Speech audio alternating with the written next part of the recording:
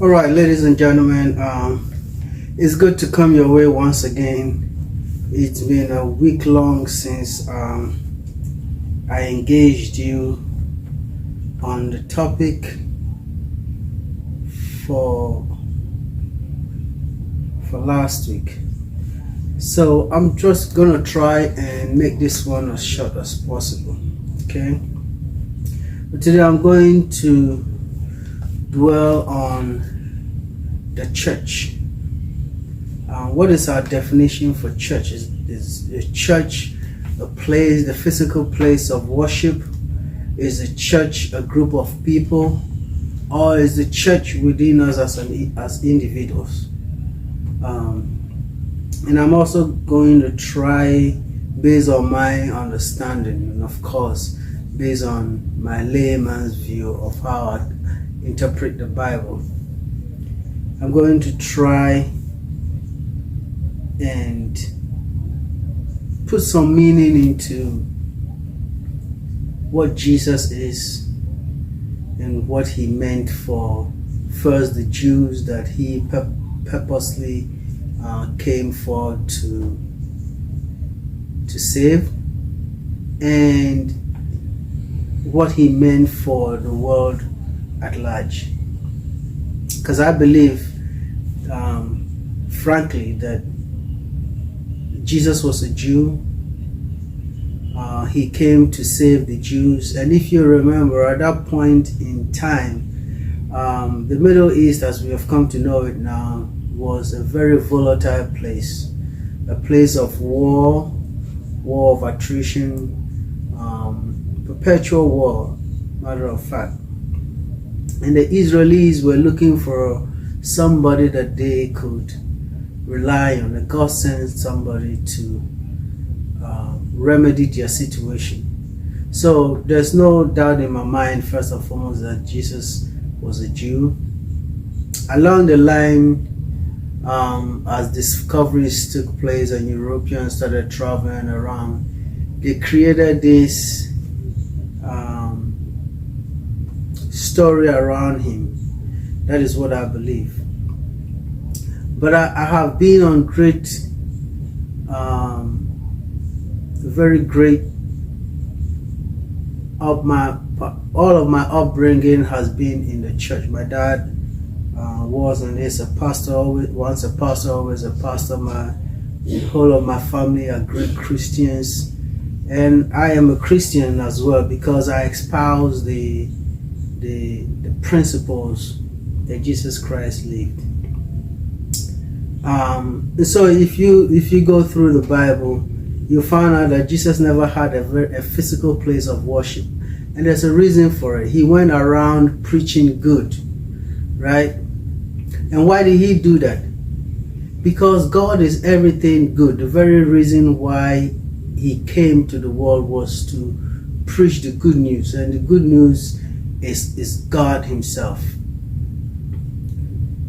And so if the whole world applies what Jesus Christ came to preach, you find out that he's preaching God. God is infinitely good. He is the source and the sustainer of everything that we see, including you, including me. And he's nothing but good. And so each time you do something good, know that it's the peace of God that you have expressed. All right? But along the line, as Christianity began to expand, and of course, the universality of good buttresses my point, right? And it rubbishes the fact that you can only go through to heaven through Jesus Christ, because then Jesus Christ was not able, even in his time, he was not able to reach everybody. But there were good people, right? And the fact that, by definition, God is inherently good, he's everything good, he has no piece of evil in him, tells you that because of the volatility that happened in the times of these intertribal wars and all of that. The walls of Jericho has to come down. The Jews were fighting the Egyptians and being enslaved and all of that. It was really volatile. So you will realize that even when Jesus Christ came, he ultimately preached about good. He said, anybody, who does good will go to the kingdom. How they stole in the fact that nobody comes through the Father except through me is something that amazes me. And which is why the church comes in. And which is why the church is a place of corruption. Right? Because immediately the church came in, it became the government. It established the laws and whatnot. And today, if I'm talking about Christianity, it is I may use Christianity as the point of communication or as a base for my reasoning, right? But then Buddhism, Islam, all of them come in, right? But Christianity is peculiar. So when Jesus Christ, for instance, says that if a man slaps you one cheek, give him the other cheek, he's just saying pay evil with good. Because can you imagine that all of us in this world were inherently good to our neighbors? Can you imagine how wonderful this world would be? But as man will have it, they have found a way to cause division. Excuse me. So I know that where I come from, a lot of people say these people are hospitable. It is in the nature of the people. They didn't need Christianity. They didn't need Jesus Christ. They didn't need any religion. They didn't need Islam. They didn't need Buddhism. They espoused God's nature, which is inherently good. Right? But when you define a church as a place of worship and you align yourself with certain denominations, that is where the corruption comes in. That is where people extort you in the name of hearing from God and performing miracles, because that is what imprisons us and encapsulate our mind to think that if we do not worship through this mode, we will not make heaven. And so what are those things that divide mankind? It is first and foremost religion, right? And even in the religion, it further breaks it down to Pentecostal, to Catholicism, and to Baptist, and all kinds of denominations, right? But the basic truth is that wherever you go, anywhere you go, right? Truth is truth, good is good, evil is evil, and there's no ambiguity, because it's in you. When you do something, when you do good, you feel it.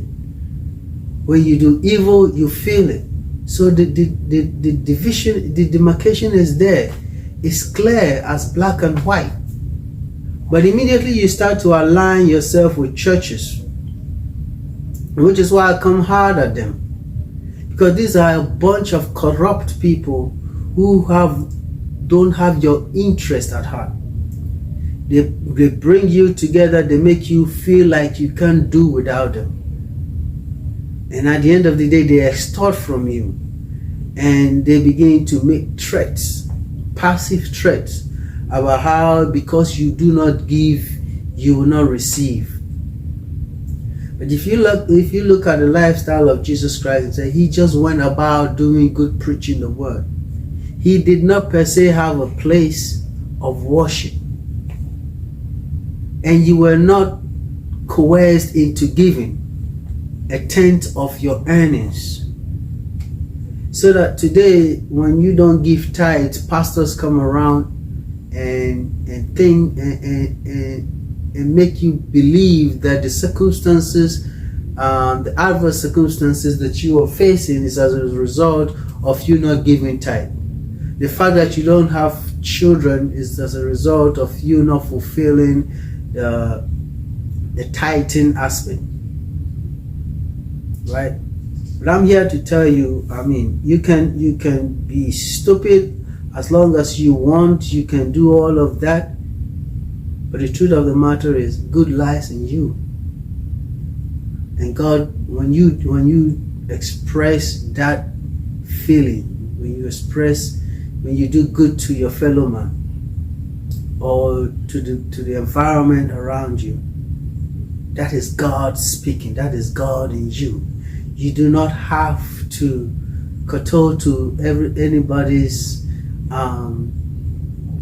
definition of that. And so you find out that what has continued to divide us is our mode of worship, the one through whom we worship, right? In the case of Christianity, Jesus Christ, and you have the Muslims saying Muhammad is the last prophet of God.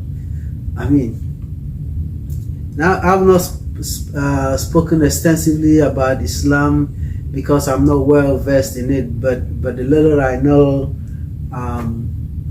is that any religion spread through coercion and force, for me, and deprives a certain,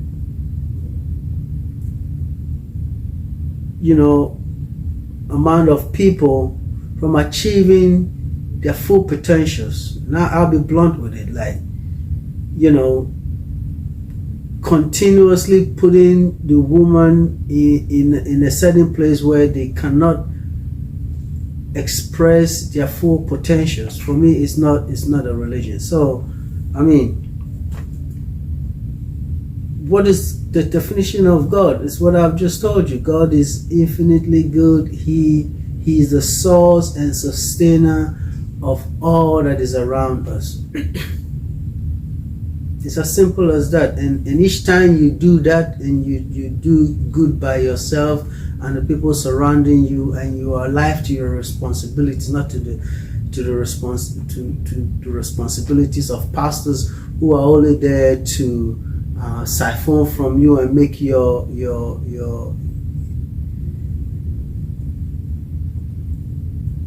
essence irrelevant. Like you have to depend on them. There's that they have to create that dependency, so that you always have to look up on them as God. And it is that is the reason why a lot of us go to church and everything the pastor says goes, right? Because we believe that the pastor is hearing from God, and he judge not my anointed and do my prophet no harm has been taken to another level.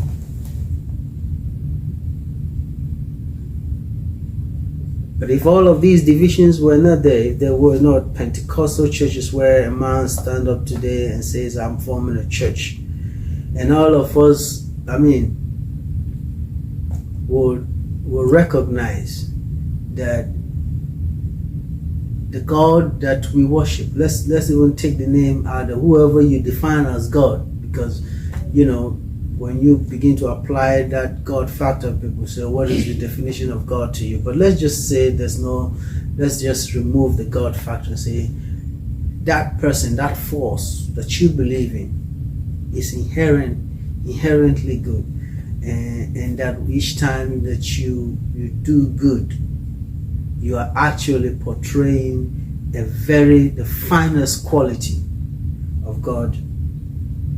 And you understand that whether it's Muhammad or Buddha or Jesus or whoever, it really does not matter.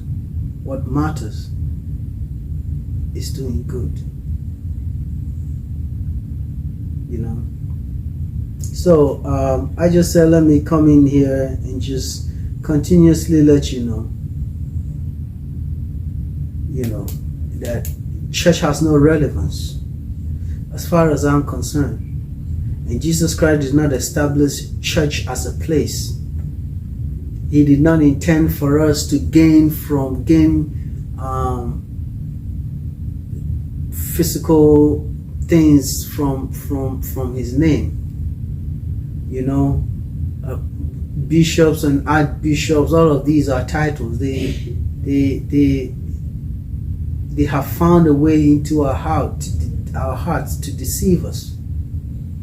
You know, if everything were to work accordingly, if there was no corruption and everything, all you needed to do, just imagine that everyone in this world was good. And in the preaching of that, you do not have to take advantage of people, because Jesus Christ did not take advantage of people. He never took from the people. He went about doing good. All his disciples have work that they did. So if you continue to spread the good news to people, right, that they should not have to sustain your lifestyle. Nobody is telling you that God so needs you to spread the word all around the world that you need a private jet, right? That you have to speak in tongues or be on TV everywhere, be popular. No, you can do that. The best form of evangelism is just leading by example. So be good. The divisions created was a political tool. Now let's just say that if the word went around that if you do good, you're espousing the nature of God, and everybody was good, you wouldn't need to travel to a place and be bothered about how those people will receive you, because they espouse the nature of God. So ponder on these things. The tithes that you're doing, they're going into private pockets. These pastors are thieves. They live life larger than life.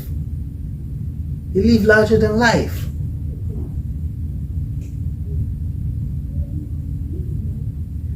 They amass all this wealth and they hand it over to their heirs.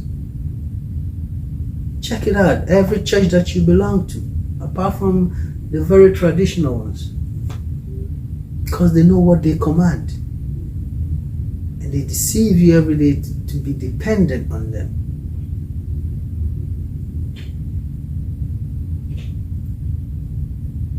So the bottom line of this conversation was just to let you know that you do not need to be a Christian, a Muslim, a Buddha, or whatever.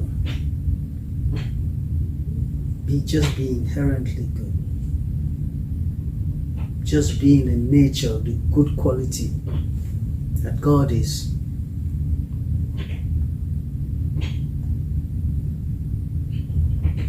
Just remember that God is infinitely good. That each time you do that, you're actually living a godly life. That's all I have for you folks. Ponder on it. I'll talk to you sometime later. Bye.